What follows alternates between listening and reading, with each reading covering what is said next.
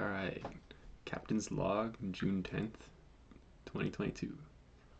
Um, so I had not a great week, but I want to show some of the stuff I did, because some of it may disappear, so um, more on that later. But yeah, I'm definitely pretty tired today, so sorry if this is not my best check-in, but I want to try to stick to the, I don't know, Friday once a week. Um, so let's get started. So the first thing I want to show, this is what I was kind of doing last weekend, um, and yeah, that was like doing message pop-uping. So I was planning on having like automated messages from the chat widget, um, and kind of the first step of doing that was making it so there was just like visually there was something when you did a the widget was closed and a message came in. So let me show that off real quick. So because before when it had something came in, I think maybe a sound would play, but it wouldn't actually show anything. So let me come and here's a site, and now when a message comes in, let me send something from my phone. It'll actually show something pop up.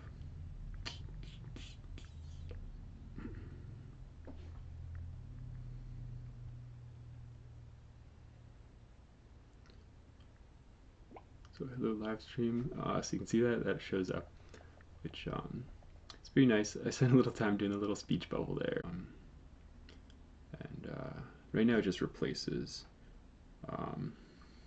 like if a new message comes in, and if you click it pops up and shows up. If you the exit just goes away.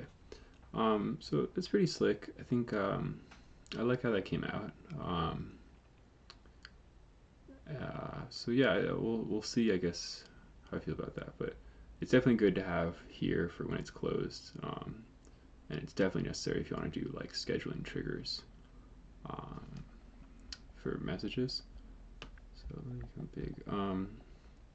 But yeah, the next thing I did was how did I come across this? I think I was just looking at some other companies' sites and I found Canny, which I really like. It's a feedback and public roadmap tool. So now I got up the feedback.otechie, so you can have like have features, and you have different sections for features, and users can vote on them and write comments. And so yeah, you can show kind of what you're actually working on and really get feedback from users. So I think this is actually just a great product. There's probably other ones, but this is the first one. It seemed to have the best reviews, and it's free right now, which is incredible. And another thing that I didn't even expect when I first did it was the updates feed. So there's you can do a changelog here, and when you make posts, so you can see the show message when the widget's closed this full post, but that you can embed in here. So I have this little updates button, and it pops up and shows the updates in there, which is really cool. Just I don't know, this is something that like more mature products kind of always will have something like this, but to make something like that seemed like a ton of work. So it was kind of not something I was going to get around to soon, but that came right out of the bag, and then having the updates here. And you can link to it, and you can kind of do a whole thing where you like authenticate the users with your app, so that they're not totally creating a new account when they come down into Canny when they vote on things. So great product. I love it. I recommend Canny. Definitely. I think they're a cool like small bootstrap team. So I don't know. Good for them. Let's see. So yeah, the request a feature, brought that in.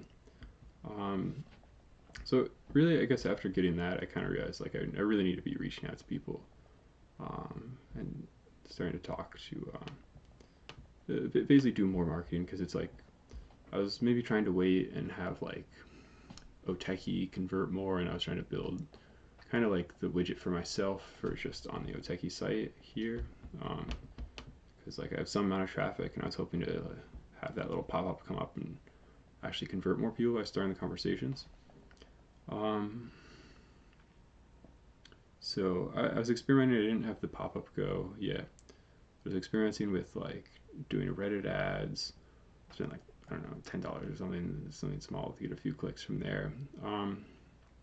People maybe looked around a little bit, but I think people probably really want a free tier, honestly, especially if something they're coming into.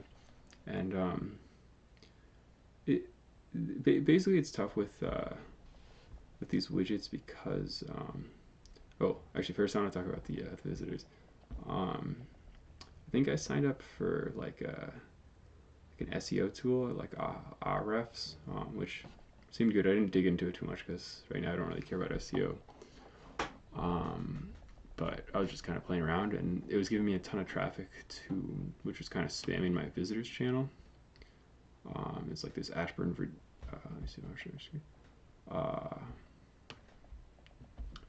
This Ashburn person kept coming in, and it was kind of obnoxious. So I don't know. I guess it made me like the visitors channel less. Before I was having a good time. Like it was kind of like my main way. I was like, wow, like someone hit the site. Like when I had the Reddit ads going, that was kind of it kind of was my main. It was the easiest way to like check on my phone and really just look at an individual.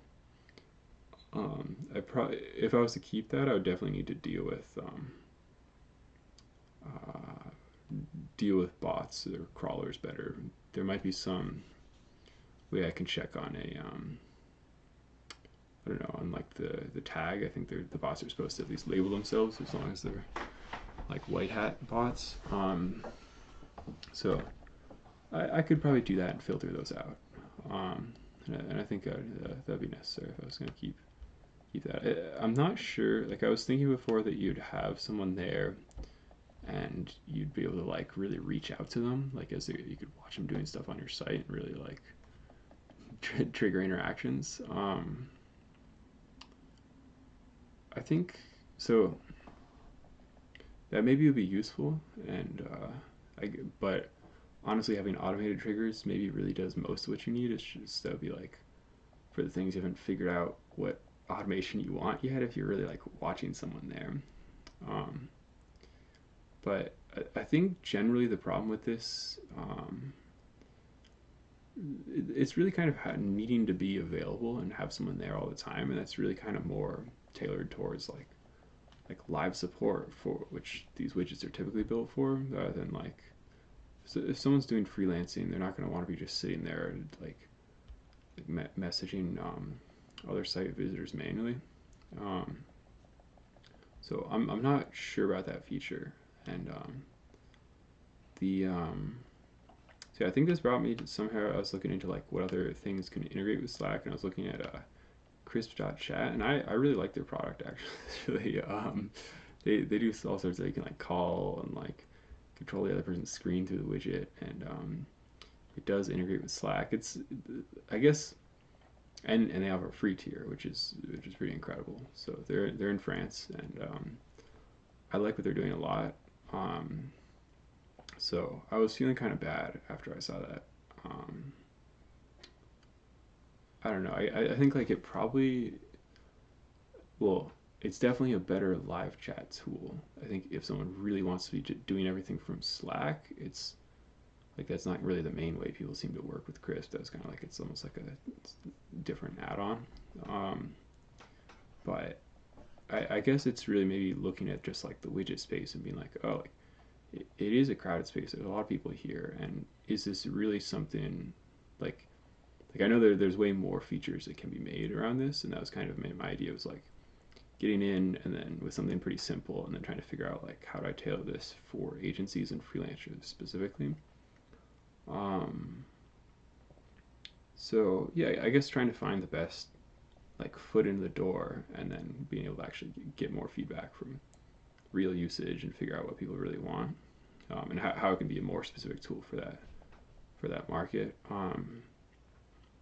But I think well, so I guess a few thoughts. So I started reaching out to more people just like through LinkedIn and Discord communities and stuff like that.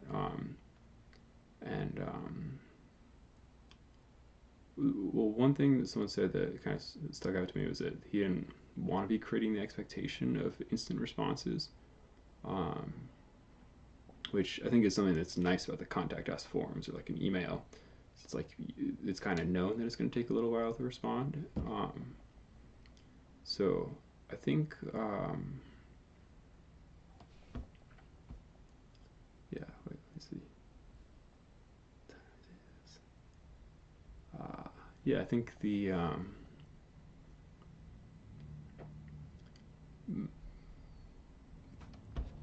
trying to get let me think for a second. Sorry, I did say I was tired today.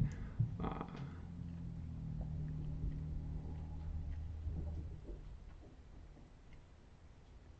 yeah, so I guess the two problems with the chat widget, and one is that it's like it's a crowded marketplace, so most people that really want one probably already have something. So it kind of means the people that don't have a chat widget at this point either don't want one, um, or don't know how to install it, or it's like like it's too complicated for them to get set up with. And I was kind of thinking, like, I thought that could have been a way to get started here was finding the people that like maybe are interested in chat widget, but it seems way too complicated for them to get started. They're just like solo freelancers or maybe people that are less technical, and really making it like, oh, this is really like the super simple tool that's designed specifically for freelancers. Um, and there might be something there. I wasn't feeling, or I'm not feeling great about that idea at this point because, uh, well, really I want something that I would that's like that I would really use, and I think like that's that's definitely targeting a group that isn't me. Um, so yeah, I think, but I guess so. Where I'm at now, and the thing I'm thinking of making, or I actually started making today, it's a bit of a shift, and it's really working with those contact us forms and having basically just contact us forms come in and integrate into Slack Connect, or post to a Slack channel and be able to hit accept, and then it creates a Slack Connect channel with that person. Super simple. So that'd be one kind of step, and then the other one would be having emails come in and get posted to that Slack Connect channel. So really, it's just making it so that people can actually manage all their client communication just from their Slack account, and I think that would actually be really cool. Honestly, it's super simple. Definitely is going to be like just like that's a free thing that I just want to get out there, but having people use that is going to be way easier to kind of get them to talk to me and get into their workflow and figure out like what more things could be useful. I really liked, and we built before, having like chat and invoicing combined.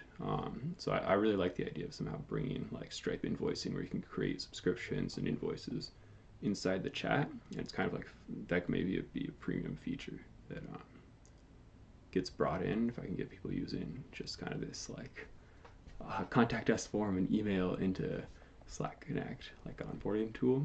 So something super simple, but I think, well, I'll say every single agency and freelancer really have those contact us forms. It's super common,